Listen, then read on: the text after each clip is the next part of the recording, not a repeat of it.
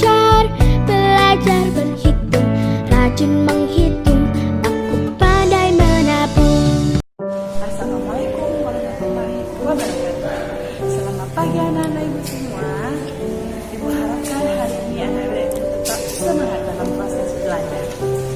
Hari ini kita akan membahas tentang kesetaraan satuan waktu. Satuan waktu dapat diubah menjadi satuan waktu yang lain.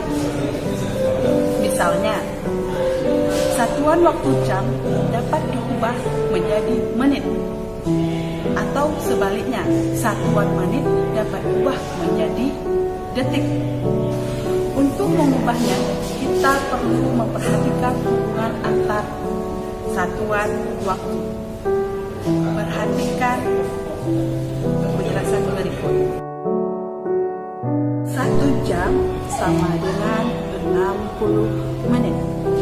1 menit sama dengan 60 detik. 1 jam sama dengan 3.600 detik. Sebagai contoh, perhatikan contohnya.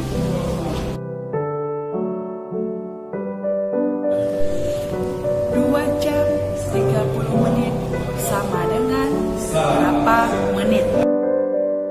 Cara penyelesaian. 2 jam 30 menit.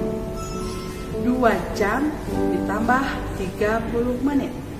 2 jam sama dengan 2 dikali 60 menit ditambah 30 menit sama dengan 120 menit ditambah 30 menit sama dengan 150 menit. Ya, 150 menit. Sudah paham semua anak-anak ibu?